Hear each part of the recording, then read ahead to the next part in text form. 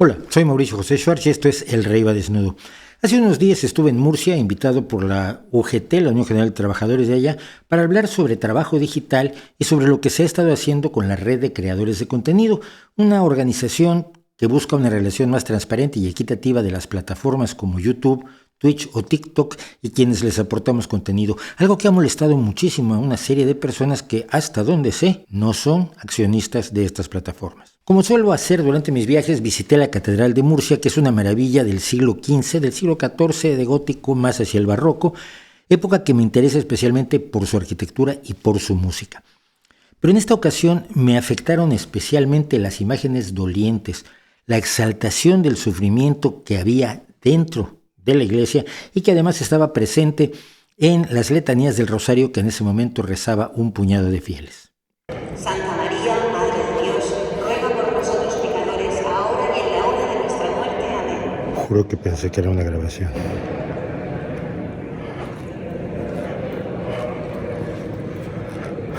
Santa María, Madre de Dios, ruega por nosotros pecadores, ahora y en la hora de nuestra muerte. Amén.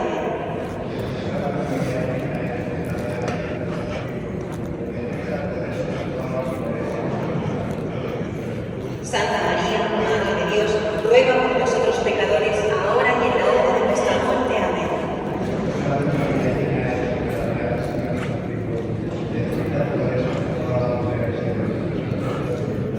Santa María, Madre de Dios, ruega por nosotros pecadores, ahora y en la hora de nuestra muerte. Amén. Y no es una grabación.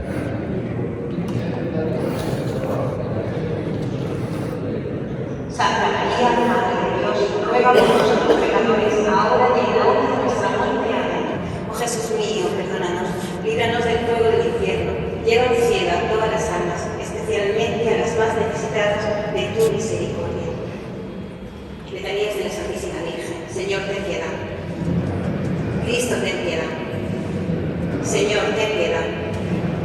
Cristo, óyenos. Así como siempre me resultan interesantes las catedrales por el trabajo arquitectónico que tienen. En el caso de la de Murcia es un trabajo maravilloso entre el gótico y el barroco, siglo XIV, sobre todo siglo XV. Me resulta cada vez más inquietante cuando hay actividad, digamos, religiosa en su interior. Lo que escucha uno, lo que ve uno, la humillación de los fieles, el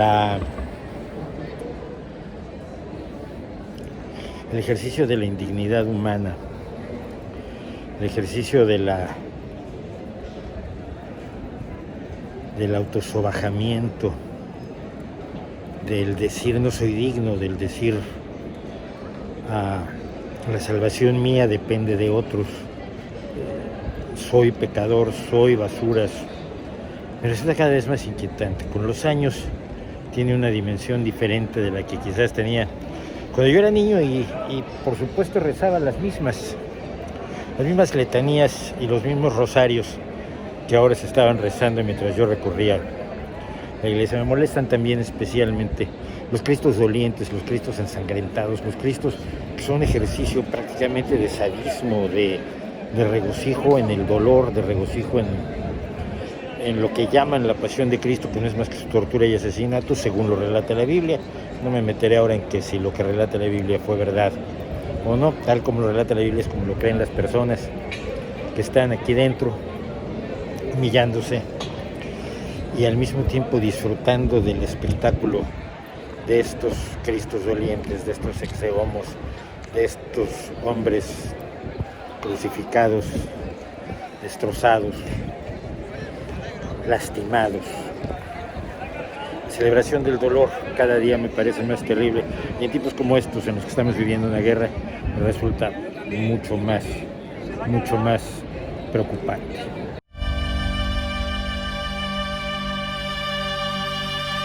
Probablemente este sea otro vídeo en el que los especialistas en no entender nada, que son muchos y muy activos, me reclamarán porque no hablo de las iglesias evangélicas, del judaísmo, del islam, de las religiones de los mares del sur, del hinduismo o del budismo.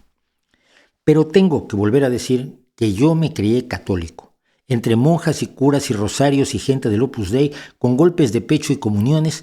viviendo toda mi infancia frente a una iglesia, por cierto, de arquitectura moderna, que nada tiene que ver con las maravillas del gótico, el prerrománico o el barroco. He vivido toda mi vida en sociedades católicas, en sociedades dominadas por la Iglesia Católica, en sociedades donde la mayoría de la gente a mi alrededor es o se dice o se afirma católica. Es la sociedad de la que puedo hablar porque es la que mejor conozco. Como es la Biblia, el libro sagrado que mejor conozco, y por más que quisiera hablar de los Rig Vedas, siempre lo tendré que hacer de segunda mano al no ser capaz de leer el sánscrito. Decir que me crié católico quiere decir que me crié entre aterradores Cristos muertos, yacentes o crucificados mirando al cielo con la desesperada expresión del Señor, ¿por qué me has abandonado? O llevando su cruz hacia el lugar de la brutal ejecución, el Gólgota, llevando encima también una cantidad sobrecogedora de heridas terribles, sangre brotando de los desgarramientos de la corona de espinas, el costado abierto por la lanza de Longinos, las espaldas convertidas en una masa sanguinolenta por los látigos de los centuriones romanos. Y esto fue antes de enterarme, ya adolescente, de cómo era exactamente la ejecución mediante crucifixión, que es de una crueldad inenarrable que en realidad uno no se la imagina al ver al Hijo de Dios colgado de esa estructura que ciertamente no parece un instrumento de tortura. La muerte por crucifixión es la muerte por una lenta asfixia acompañada de terribles dolores musculares que los expertos han descrito y que yo prefiero obviar. Junto a esos Cristos ensangrentados de yeso o de madera, hay imágenes de su madre María doliente, desesperada, impotente, llorosa en lágrimas de óleo o de mármol. Y el mensaje, para uno, es claro. Cristo pasó por este horror por mi culpa, porque yo, como todos, soy un pecador. Cristo lavó con su sangre mis pecados, pero yo sigo siendo pecador y debería avergonzarme de haberle provocado un trance de tan feroz sufrimiento a un hombre inocente que era, además, el hijo del creador del universo. Que mira, meter el pie y hacerle zancadilla a un compañero en el fútbol provocándole dolor en el tobillo ya es para sentirse uno un tanto culpable. Pero ser el responsable de las terroríficas consecuencias que nos muestran esculturas, estatuas y pinturas sobre la figura de Cristo es una carga moralmente muy pesada para cualquiera, especialmente para un chico católico de 6, 8 o 10 años a quien se introducen los misterios de la religión que su familia ha elegido para ellos. Todos esos padecimientos, toda esa colección de torturas a las que según los evangelios fue sometido Jesucristo, forman la base del cristianismo. Sin ellas sería meramente judaísmo. Pero al aparecer el Mesías y ser masacrado sin siquiera levantar la mano para defenderse, crea un nuevo pacto y una nueva religión. Los cimientos del Vaticano, del Catecismo, del Nuevo Testamento, de todas las enseñanzas e historias del mundo cristiano se apoyan en ese derramamiento de sangre, en ese dolor infinito, en ese sufrimiento que se traslada y se multiplica entre los seguidores del Salvador, según cuenta la mitología cristiana. Asumamos como reales todos sus mitos porque los creyentes los asumen así. Creen en ellos por costumbre, por educación, por dogma, por miedo, no por profundos análisis teológicos o por razonamientos complicados.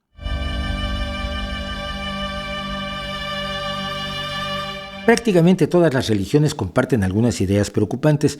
La primera es el rechazo a la sexualidad humana, la represión a la posibilidad del goce sexual sin pagar el precio de la reproducción, lo que implica además la celebración del celibato, un estado poco recomendable tanto en lo físico como en lo psicológico, como le puede decir a usted cualquier médico o cualquier psiquiatra. La segunda es la convicción de que si uno sufre, el universo, la deidad, los demás lo considerarán superior, candidato a una vida posterior maravillosa, puro, santo y cercano a la deidad. El sufrimiento del creyente le resulta grato a Dios, y así lo decía Teresa de Calcuta a modo de argumento para negarse a administrar analgésicos a sus víctimas en sus siniestros morideros. El creyente debe mortificarse, debe experimentar dolor para identificarse con el dolor de Cristo, o eso nos dicen organizaciones como el Opus Dei. Y la identificación con Cristo se continúa en la identificación con sus seguidores más destacados. Uno de los caminos más seguros para la santidad es el sufrimiento, especialmente si el sufrimiento conduce a la muerte, el martirio. Veamos, por ejemplo, qué destino esperó, según las historias que cuenta la propia Iglesia, a los apóstoles de Jesucristo. Andrés fue torturado y crucificado en una X por el procónsul romano Aegéates en Patras, Grecia. Herodes asesinó por la espalda a Santiago. Bartolomé fue desollado y decapitado. Felipe fue ahorcado o crucificado, depende de la fuente a la que uno acuda. Tomás murió alanceado en la India. Mateo fue atravesado con una espada y después decapitado. El otro Santiago fue crucificado, lapidado, decapitado o apaleado. Usted puede elegir. O Santiago llegó a Santiago de Compostela, vaya usted a saber. Judas, el bueno, fue crucificado y asaeteado con flechas. Judas, el malo, se suicidó, como todos sabemos. Simón Pedro fue crucificado de cabeza en Roma, pidió estar de cabeza para no estar igual que su Salvador. Simón, el otro Simón, Simón el Celote, fue crucificado o bien murió de muerte natural, depende de las fuentes, y solamente Juan, el dulce Juan, murió de muerte natural.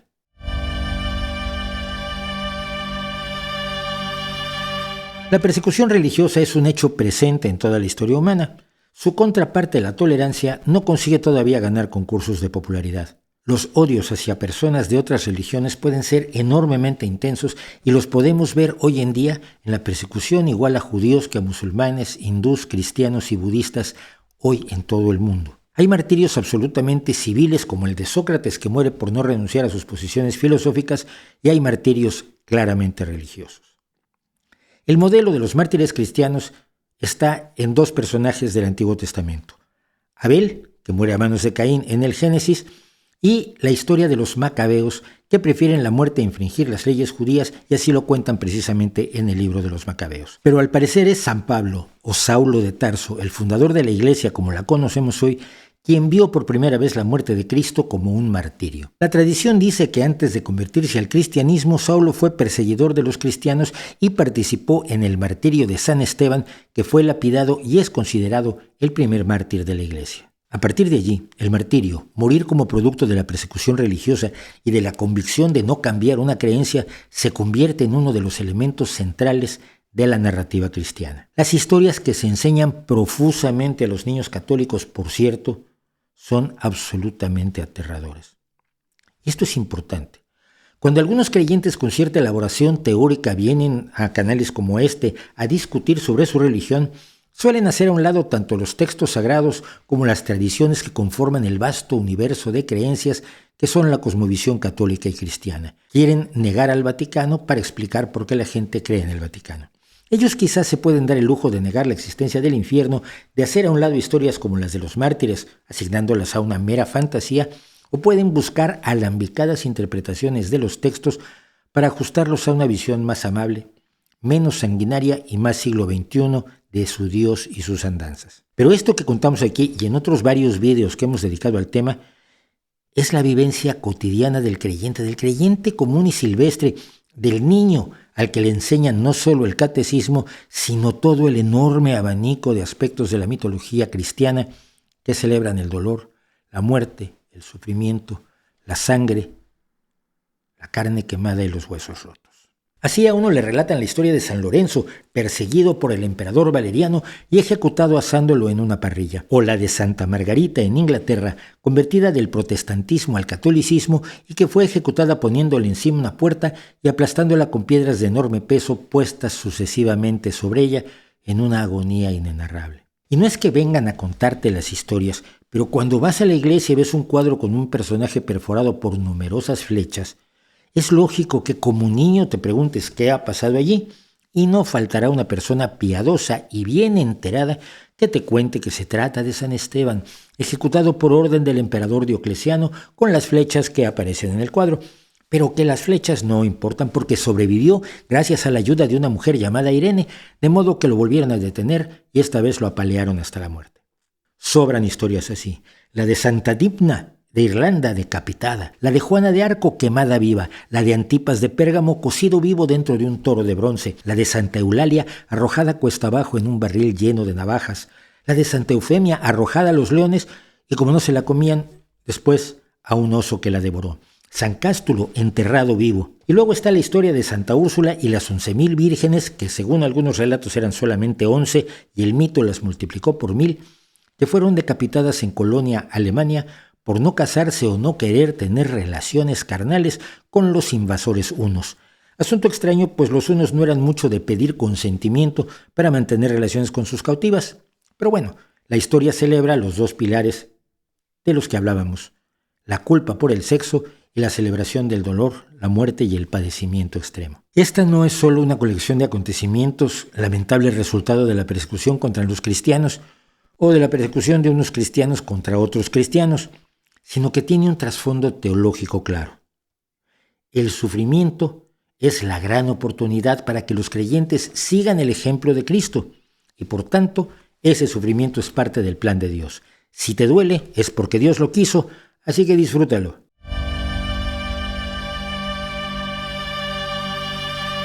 En el vídeo que hicimos sobre el Opus Dei ya hablábamos de los mecanismos de mortificación, como los llamaba el fundador de la organización, el cilicio y la disciplina. El cilicio es este aparato adminículo metálico que se pone en el muslo con pinchos para provocar un dolor continuado, mientras que la disciplina es un látigo con el que uno se azota periódicamente para mayor gloria de Dios. La autoflagelación o mortificación es una idea que proviene, como prácticamente todo lo demás del cristianismo, de San Pablo, quien en su primera carta a los Corintios ya sugiere: los atletas se privan de todo y lo hacen para obtener una corona que se marchita.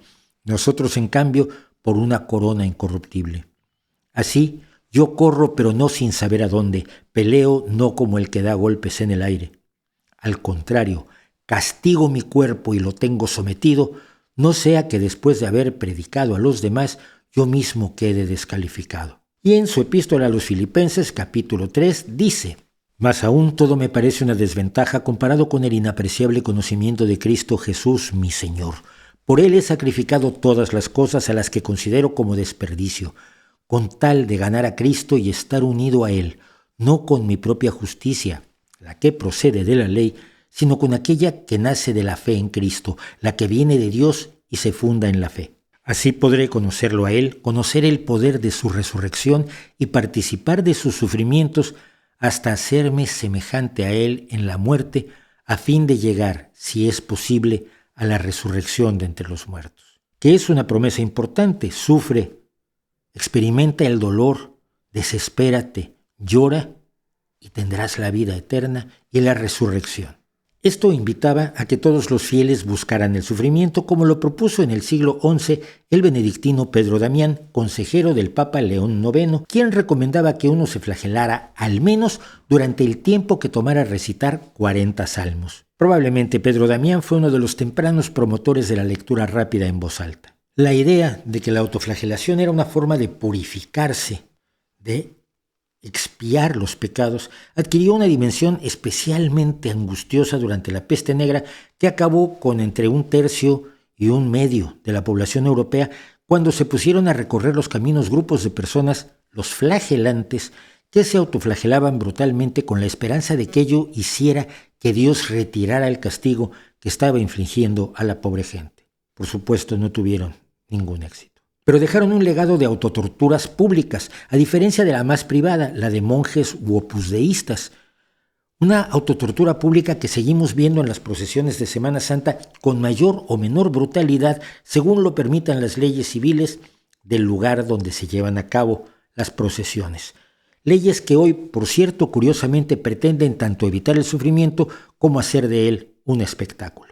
Qué lejos estamos, amigos, de aquellos piadosos autos de fe donde el populacho disfrutaba inocentemente de ver cómo se asaba a los herejes vivos, quemándolos en leña verde bajo el sol dominical en una educativa actividad familiar. Uno de los documentos más estremecedores al respecto del sufrimiento según la Iglesia es la Carta Apostólica Salvifici Doloris de Juan Pablo II, publicada en 1984, donde establece precisamente lo que llama el sentido salvífico del sufrimiento. Si el tema del sufrimiento debe ser afrontado de manera particular en el contexto del año de la redención, esto sucede ante todo porque la redención se ha realizado mediante la cruz de Cristo, o sea, mediante su sufrimiento.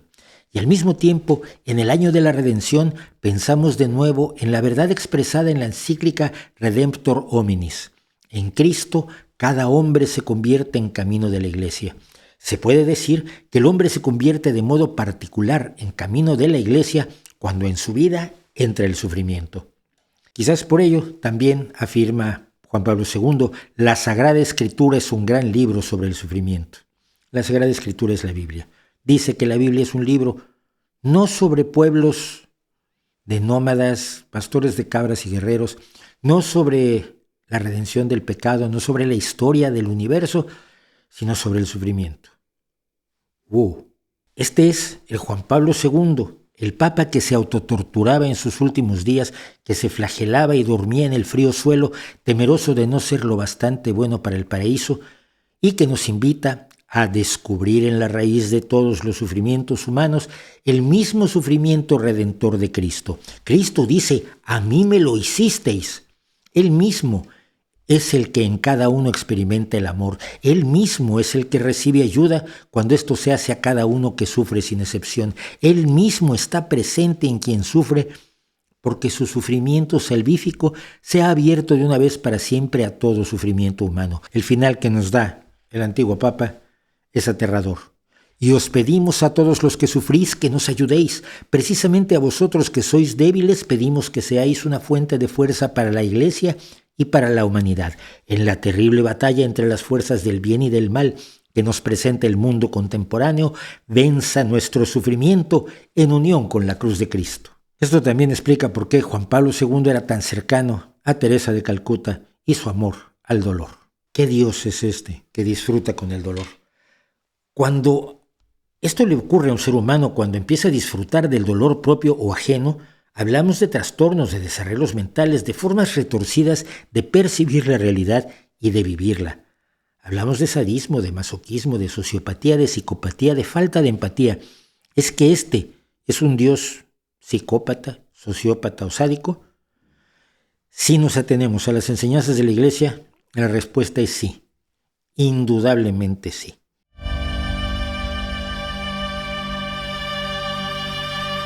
Durante más de 2000 años se ha construido una enorme estructura basada en el dolor, el sufrimiento y la desesperación.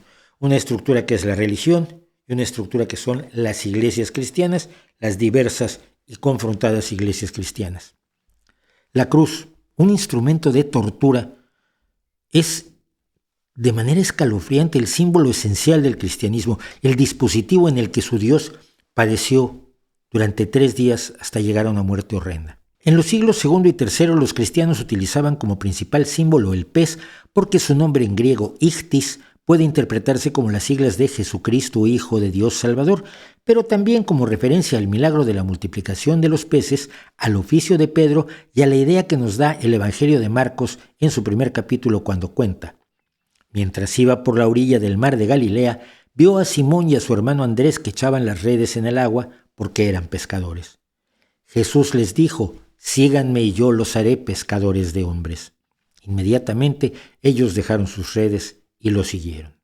Al parecer, los primeros cristianos tenían al menos la sensibilidad suficiente como para ver que la cruz era un método intencionalmente doloroso y brutal, enormemente cruel de ejecución pública, y por lo tanto no la usaban de forma demasiado abundante en su iconografía.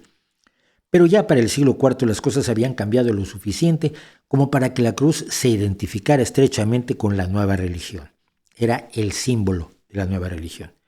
Por entonces empiezan a aparecer también los templos con planta en forma de cruz para recordar todo el tiempo, incluso en la arquitectura, la horrible muerte del cabeza de su iglesia. Hoy la cruz está en todos lados, en forma de joyas, presidiendo los retablos de las iglesias, bordada en ropa, estampada en productos religiosos diversos, en las banderas de muchos países que se consideran o se consideraron esencialmente cristianos. Las lápidas y monumentos funerarios suelen incluir una cruz sin que se explique claramente, salvo como una forma de que los visitantes sepan que el muerto y enterrado fue cristiano en vida. Los cristianos se la cuelgan del cuello, de las orejas, se la tatúan y los católicos incluso la dibujan en el aire sobre sus cuerpos al santiguarse.